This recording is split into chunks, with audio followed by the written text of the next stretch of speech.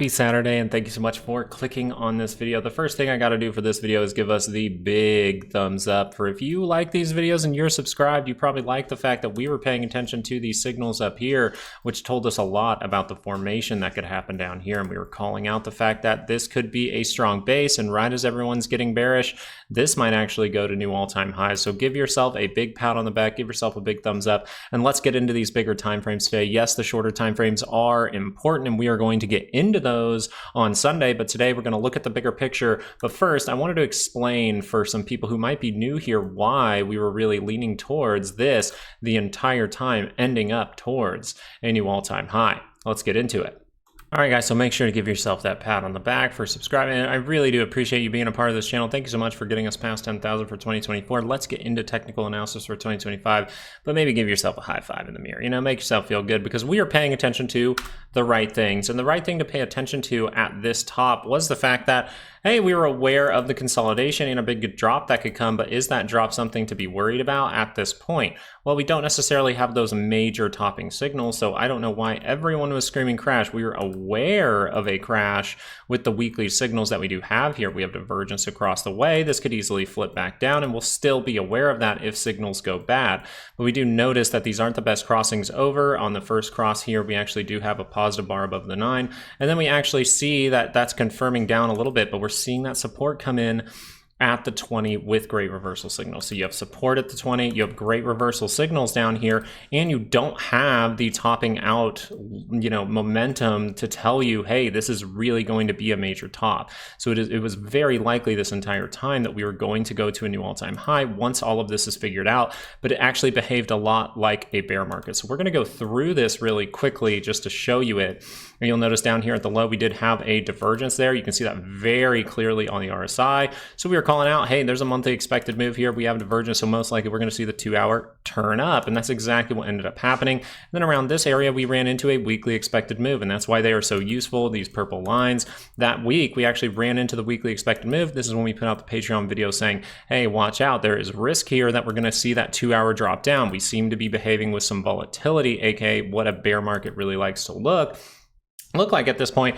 And so the 2-hour could drop down, and that ended up happening, and we created another basing out here for the 30-minute, little bit choppy, right? Another flush down to really take out some stops, but we do notice that it ends up turning up into positive territory, and that's a good thing as you take back the 5. So the 2-hour is the other thing we were paying attention to, and just saying, hey, if we're really going to make a strong base for that daily chart to turn up, we're going to go make a 2-hour divergence, and then that's going to confirm, and then we could see some kind of potential squeeze, especially if you get back above, I would say, a level of about 600. So that's what we'll be paying attention to. But we just weren't bearish on this because the daily chart just does not have the reversal signals that you would like to see at major tops, right? If anything, you could call this flat on the RSI, but it is up a little bit for the MACD there. So you really got to be paying attention to those type of things. And right as everyone gets bearish down towards the bottom of the channel, we start saying, hey, it's time to go to the bull side. We had some good trades for this bounce, took profit, comes back down, gives us another trade setup, and now we're experiencing that bounce. So it is very likely we are going to turn up this daily chart soon, and we'll see if that continues next week, right? We're still going to be paying attention to the risk out there because we do have signs coming from the dollar and things like that. So we're going to get into that in a bit. But I think that's the main thing we need to pay attention to now. The daily actually can go make those reversal signals, which means we need to be watching out for a massive trap in January. Is that going to be a correction? Is it going to be a crash? At this point, if we wanted to take this into consideration, we just had the yield curve uninvert, and that would mean that we potentially do have like 6 to 18 months left, unless we experience some kind of black swan, which, even if there's a black swan, we will see signals for it, right? Even COVID, people considered that to be a crazy thing. Even COVID gave you the reversal signals that we're talking about right here. So let's pay attention to if that MACD does cross up. The best part about monthly expected moves, price that I calculate using the options data, these are not random lines on a chart, right? This is what I'm calculating with a 68% confidence that we're supposed to remain in for the month of January. And so if this is a strong base, which it seems to be right now, and we go to a new all-time high, well, that would mean we might end up above 611.03, and now you have an exact target for where you can get sometime in January. It doesn't mean you have to see 3 days of buying and you just get there, right? This can take its time in whatever way that it wants to actually get there, but it is very likely we are going to see 611.03 3 either touched or taken out. And then you want to pay attention to the fact that you're outside of your 68% zone. You've experienced enough craziness this past year that most likely we will see that turn down, and that will be the time where we actually will show those reversal signals. If those do not pop up and we see this keep skying up, well, then we would want to pay attention to another move higher, right? We can really just watch this. At the end of the day, we're traders and we're supposed to react, right? We're not supposed to guess that this is going to crash. We're going to look for the signals that says there is going to be some kind of crash, some kind of correction, and then we will react to it.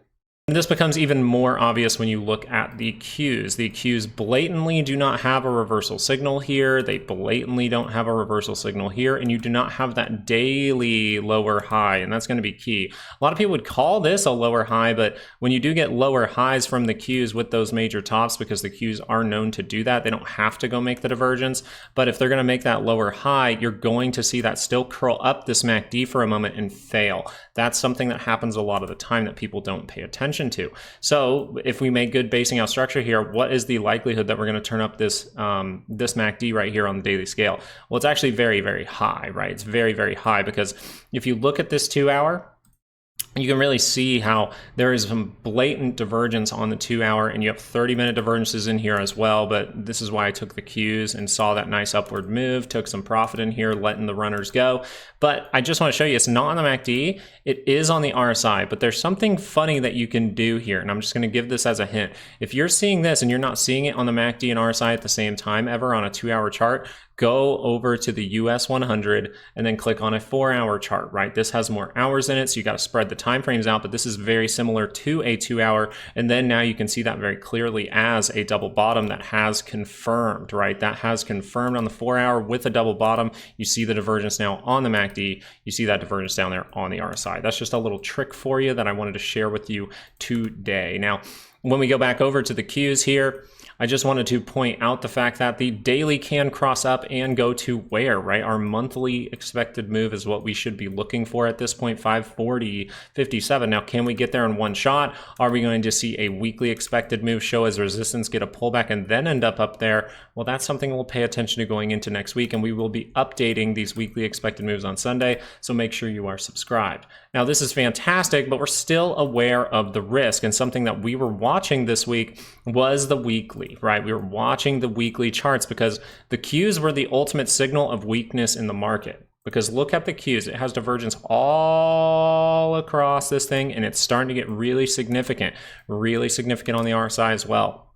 So at one point we were crossed down, but thank goodness for weekly expected moves and reversal signals, because that did not trick us in any way. We were like, hey, if we start to bounce here, a lot can change by the end of the week, and a lot changed by the end of the week, because this originally was crossed down. You notice it is not anymore. So what is the likelihood here? The likelihood here is you are about to see some kind of daily move to the upside. We will be watching out for a lower high from the Qs, but I think it is higher to assume we actually will go make a divergence. Now, if we do make a divergence for the Qs, we actually will be leaning a little bit more towards a corrective move. If we make the lower high, that's where we can see some bad things actually happen in the market. So we're actually paying attention to this very well, because now we actually do see this block in here.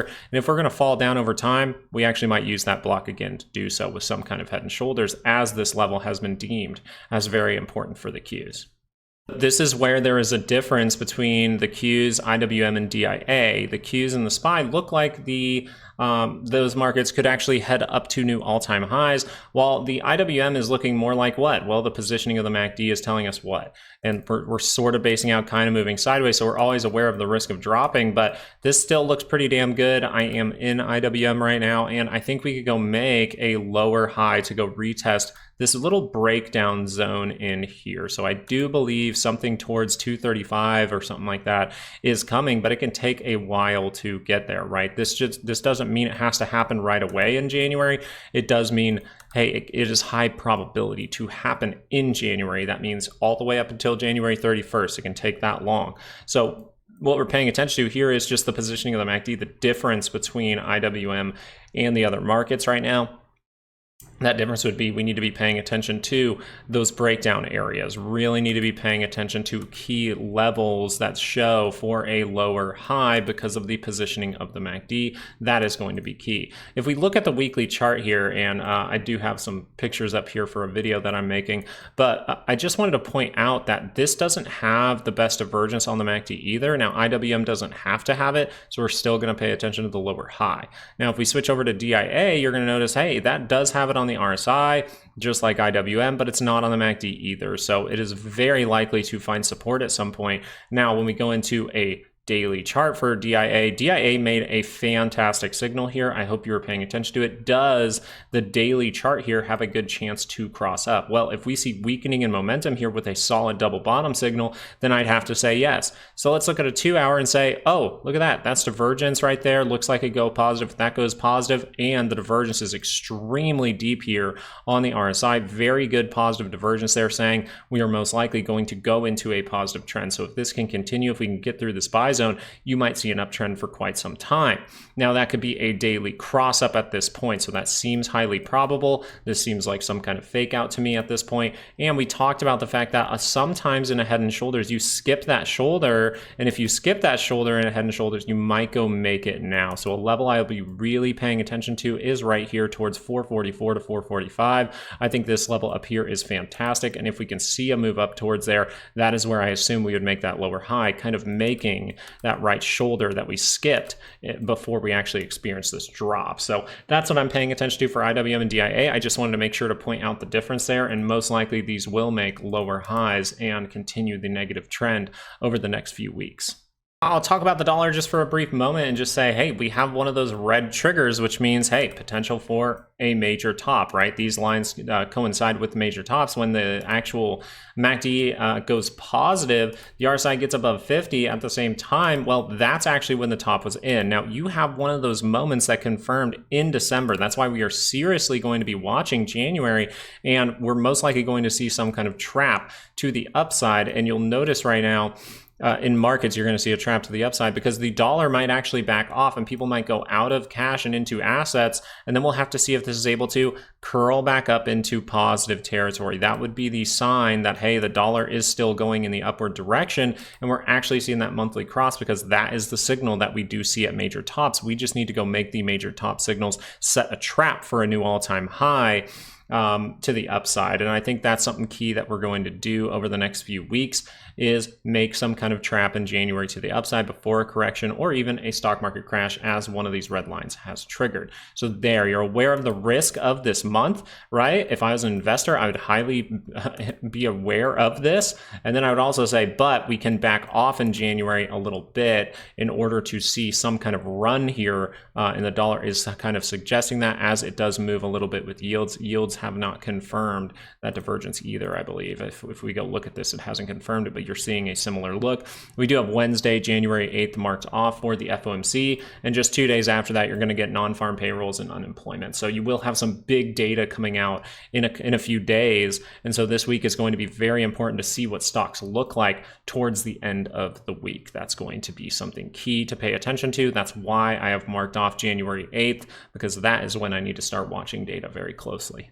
Let's jump over to the VIX, right? We went through the markets, we went through the dollar a little bit. Do we see volatility telling us anything that says, hey, we potentially could end up down towards 1212? We potentially could see some kind of run here. And the truth is, you're getting a cross down again right by negative territory, and you are not like this time, right? We are not seeing that crossover on a positive bar. That's one. We knew that this wasn't a good confirmation because it's on a positive bar. And then two, this time we're actually curling down after a bounce, right? This was out of gas maybe, and then people see that reaction, right? Things do react, even volatility does react. So now we're seeing it cross down with a solid red bar right on the 200. We'll be aware of little pops in volatility. We'll go into the shorter time frames on Sunday, but we have to notice that that's really close to the center line, and that is a pretty damn negative bar closing at the low. So we want to pay attention to the fact that this is a signal that can really shoot us down to 1212, and that's when people start to get pretty damn greedy. So that's where we're going to be looking out for some potential reversal signals on shorter time frames.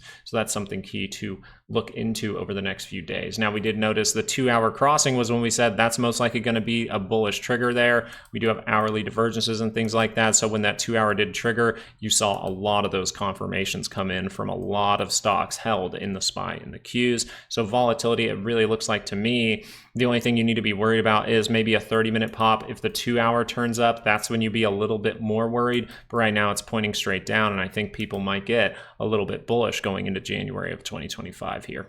With all that in mind, when we were keeping a level head with this, we found some potential opportunities, right? Amazon made a great base. That's awesome. I think it was Meta made a great base. Hey, that's awesome. That's potential for double bottom there. We even have, Microsoft wasn't the best. It made a weaker base, so watch out for lower highs from that. But across the board, we're seeing some good things. And if we're really going to crash down, then I highly doubt NVIDIA would be doing that right there. So we will be looking for those little pullbacks. Make sure to join us for the live stream this week if you want some key daily expected moves, and we'll give out the weekly expected moves and daily expected moves tomorrow in the morning when I make that video. So NVIDIA, just so you're aware, reacting to a key level. This is where NVIDIA could back off for a moment, maybe scare people out again. We'll pay attention to structure, but if this thing wants to get going, if it can get above this, if we can see some kind of little gap up here, we actually could be extremely back to the bull side, and you could be seeing a daily uptrend here. What we'll watch out for is some kind of trap to the top side, right? Some kind of trap to the upside. That's where weekly expected moves can really help,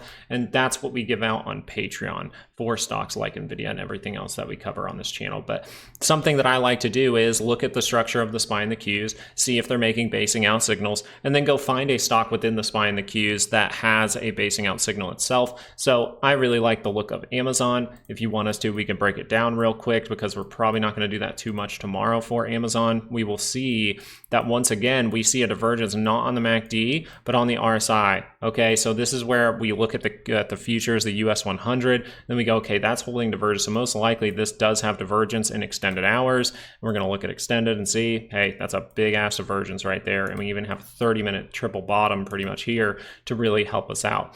Now, I don't do that very often. I'm just pretty confident in my trading. And so I noticed that this was happening. I checked the US 100 and I go, there's probably an actual 2-hour divergence here, because the RSI is showing it very plainly. So this looks like a good opportunity. We're always aware of pullbacks, but something I want to put out there for the weekend is how I really treated this kind of behavior, and then how I made a decision. And how I made that decision was, hey, take a play on the Qs, but also if I want to take a little bit bigger play, I like to play an individual stock. So I do like Amazon. I do like Meta. I think Meta looks fantastic, showing it in regular trading hours. Great double bottom here. We're aware of pullbacks and things like that because we're reacting to a key level. But for the most part, things look very bullish. And I think because it's going to seem very, very bullish, and we're going to see a lot of these charts on the daily that are down by the center line, that's something I look for as well, right? Which ones are down by the center line and making that reversal signal? Meta was one of those. Meta is going to be a great one to watch for weakness going forward. I highly suggest you put Meta on your watch list and see if Meta is able to make some kind of rapid upward move that then gives it away sometime in January, because that could be a great signal, because Meta already showed you the divergence up here. If it goes to make another one as it's still in positive territory, you might see that get even more significant, and that is where we'll be paying attention for some kind of correction or even crash in 2025. So really the macro side has been, I would say, kind of simple, actually. I don't think this was as tricky as people said. That's why I was surprised so many people trying to call out a stock market crash when we're making great basing out signals. And we are very, very likely that this is a double bottom, and we're actually going to see this go higher past 611 sometime in January. So that's what I'd be watching out for, is this to move upward in some way, right? We're going to pay attention to the shorter time frames. We're traders. We got to be paying attention to the shorter time frames, especially if we're doing options. But it is very, very probable to go test 611.03, and we will be updating the weekly expected moves on Sunday. So it's pretty cut and dry video. You're just looking at the technicals going, hey, yeah, we were paying attention to it correctly the whole time. I don't know why people got overly bearish. I understand that the behavior here is hard to understand. And so if you thought that this was difficult to understand, we do have the course. The course is down there in the description. It is 90% off for a reason, right? We made it 90% off. I'm going to make it 90% off for all of January, but I would get it as soon as possible. If you want to understand how how we really saw this very, very clearly, because it will help you out in finding and being able to spot those divergences, and it will help you understand why divergence is important, why weekly ranges are important, right? We came outside of a weekly expected move. We saw a reversal signal. What does that mean? You can learn all of that this weekend in one day and then practice, practice, practice. So thank you guys so much for watching. I really do appreciate it. Get learning this weekend. If it's cold outside, I know it's freezing outside here for me, so I'll be doing some learning myself. I always am trying to push myself to learn more and more, and you guys are a good motivator for that. So I do appreciate you being a part of this community, and I appreciate you being a part of Patreon and things like that, because that's how you truly get the best information. Is you get some levels and then we can talk about it and we can bounce off each other. So thank you so much for watching this video. I hope you have a great weekend. Peace out.